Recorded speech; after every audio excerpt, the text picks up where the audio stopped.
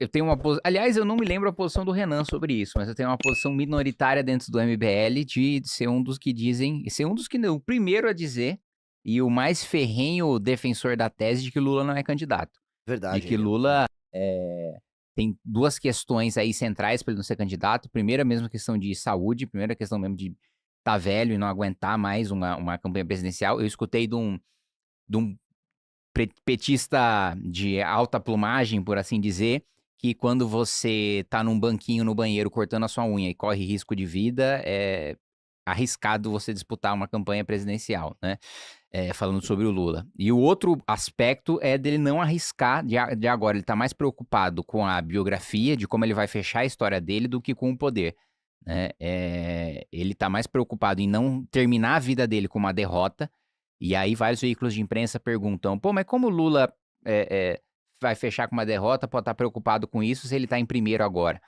Nunca um presidente da República, com esse nível de antecipação da eleição, teve tão mal na pesquisa eleitoral. Todo presidente que vai disputar a eleição está numa distância muito grande do segundo lugar com esse nível de antecedência das eleições. Porque pesquisa eleitoral, com esse tempo todo antes da eleição, é basicamente recall. É basicamente saber recall e saber rejeição, né? E se as pessoas, com o presidente da República no cargo, ainda ele fica empatado tecnicamente com seus concorrentes, com esse tempo todo antes da eleição, significa que ele tá mal. Outros presidentes estavam muito melhor antes desse período. Mesmo o Bolsonaro, que perdeu as eleições, nesse período estava melhor do que o Lula.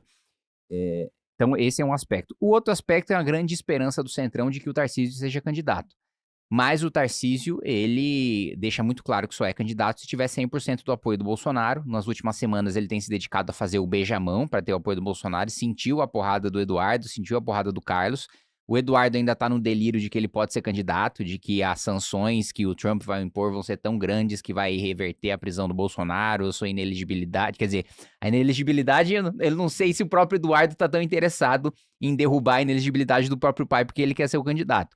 Mas de reverter o cenário a ponto dele poder voltar pro Brasil, disputar a eleição e ser o candidato à presidência da República, ele tá nesse delírio e o Centrão na esperança de que o Tarcísio seja candidato, porque ele seria o sujeito que teria a maior concordância em fazer a acomodação de cargos e de emendas que o Centrão quer. Que é até que eu costumo dizer que o maior prejuízo político para o país numa candidatura do Tarcísio é ele já sai nas eleições com a coligação com o PP, com União, com republicanos, com o PL, enfim, com partidos de presidência do Centrão, e se vence a presidência da República, ele já entra com um boleto gigantesco antes de mandar o primeiro projeto. Né? No primeiro ano de mandato, os presidentes da República costumam ser muito poderosos, porque acabaram de sair populares das urnas e porque o Congresso está desorganizado. Mas, no caso do Tarcísio, ele já vai entrar devendo um boleto gigantesco por causa do próprio tamanho da sua coligação, antes sequer de mandar um projeto, sabendo que o primeiro projeto vai ser extremamente impopular e extremamente desgastante, que vai ser desvincular o orçamento e cortar a despesa pública, inclusive de área social, antes dele assumir o mandato. Ele vai ter que fazer uma PEC da transição às avessas. Antes dele assumir, ainda nessa legislatura, o próximo presidente da República vai ter que aprovar uma PEC de transição que, em vez de afrouxar os gastos, como fez o do Lula, e abrir espaço para gasto, vai ter que contrair espaço para gasto. E contrair, inclusive, na área social, coisa que é muito impopular dentro do Centrão e que vai fazer com que o presidente apanhe muito das esquerdas. Eu quase vou fazer uma entrevista com ele aqui, porque... mas você acha que ele conseguiria meter uma PEC da transição durante a transição num governo Lula pra ele? Eu acho que assim, não tem o que fazer. Não, Quem vencer vai ter que fazer isso. Eu sei, mas o PT teria que combinar o Lula. Vamos supor, o Lula perdeu a eleição, ou o Haddad perdeu a eleição. Eu tô aqui de entrevista, posso aqui? Vai, fica à vontade. Assim, aí esses caras vão pegar e, bom, perdemos, é isso aí... agora vamos passar esse negócio altamente impopular aqui. Não, mas aí eles vão lutar contra, eles vão fazer oposição. Só que aí o Centrão vai cobrar sua fatura pra votar junto com o Tarcísio. Não precisa ter a anuência assim como não precisou da anuência do Bolsonaro pra aprovar a PEC da transição, porque, né? Rei morto, rei posto. Da mesma maneira. Sim. A base de hoje, depois da eleição, vira oposição.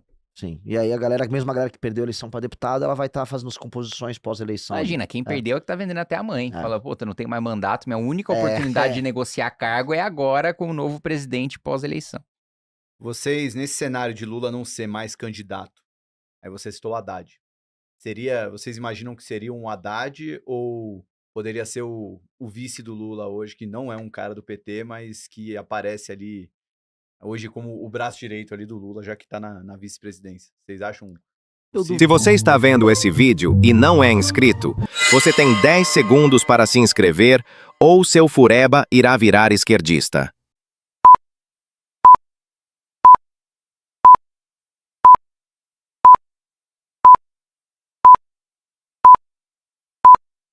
Pronto, agora que você se inscreveu, voltemos ao vídeo. Esse Duvido. cenário. A natureza do PT, várias vezes, o Ciro Gomes fez essa aposta 2 vezes e ele se ferrou. O PT é hegemônico e o PT nunca errou em ser hegemônico. Não tô falando no sentido estratégico pra eles, né? Se eles pegarem no papel, um petista vai argumentar: olha, toda vez que eu fui hegemônico, eu venci ou fiquei em segundo. E toda vez que vocês propuseram outros nomes, esses outros nomes nunca conseguiram chegar em segundo. Então, não tá errada a estratégia na cabeça deles e na prática não há motivos pra alterar. O que eles não conseguem fazer é a dinâmica da sucessão interna de ter um nome que consiga cativar um eleitorado petista sem depender do Lula. Uhum. Nesse jogo, como ficaria o Alckmin? Ele é um cara que não foi confiável nem pro próprio campo dele, né? Eles entregariam pro PSB uma prerrogativa de liderança nesse processo, com eleitores no Nordeste votando num partido que já tem uma existência, vamos dizer, e vitórias eleitorais recorrentes nos estados do Nordeste. Não me parece inteligente. A relação do PSB com o PT, por exemplo, em Pernambuco, ela é, no mínimo, conturbada. Então, quando a gente vai olhando ponto a ponto, não faz sentido nem para a sobrevivência futura do PT Uhum. passar para um cara como o Alckmin. Mas eles fizeram uns testes com o Alckmin, nessa coisa das negociações com o Lutnick, toda aquela discussão com o governo americano. Em uma semana, eles falaram: vamos fazer um teste Alckmin.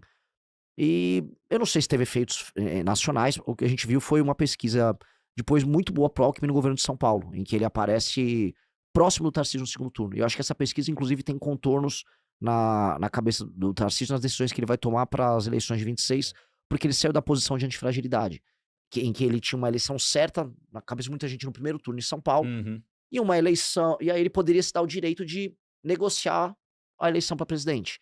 Agora ele olha e tem um Alckmin fustigando a base dele em São Paulo e uma eleição conturbada do presidente. Então o Tarcísio saiu de uma situação de conforto para uma situação de alto risco. E eu acho que esse é o tom do negócio. Acho que muita gente acompanha você, muita gente de mercado.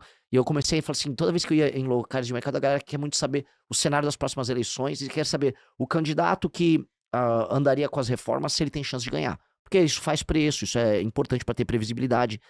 Hoje é um momento de alto risco, porque não dá para saber assim, o que o Tarcísio quer, dado que o Tarcísio mesmo está com medo e todas as opções que ele tem deixando de ser opções certas e passando a ser opções incertas.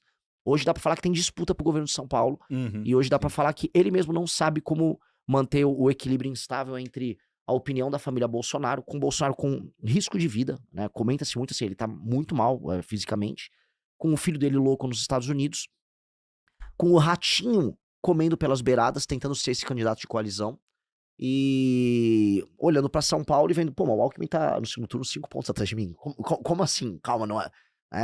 Isso assustou muito. Então Uhum. acho que esse é um cenário novo, e esse é um cenário que acho que a galera do mercado não gostaria de ouvir, assim, é instável. Em cima disso, Renan, aí conectando muito com o que a gente já fez aqui nesses meses, né, Josu? Nesse ano de 2025, a gente recebeu o Romeu Zema aqui, o Eduardo Leite, a gente foi até Porto Alegre fazer uma entrevista com ele, e o Ratinho Júnior também veio aqui. Tarcísio não veio, mas, bom, ele já tem falado muito, já é até tido, na Faria Lima, chamam de Tarcísio Trade, o trade eleitoral, que seria uma eventual vitória do Tarcísio, mas escolher o Tarcísio como alternativa ao PT. Mas desses 3 nomes, principalmente, o que a gente percebe? Os 3 devem sair candidatos ano que vem, os 3 representam uma direita, eu vou colocar entre aspas, porque esse é um termo muito subjetivo, depende para quem está ouvindo, mas os 3 se colocam como uma alternativa ao PT, que vão fazer suas campanhas separadas, mas em algum momento eles vão se unir, seja num segundo turno, seja até no meio da campanha, mas enfim, aquele separados para depois se unirem. Você é candidato ou já está em vias de ser candidato à presidência em 2026. Como é que você se coloca nessa corrida aí?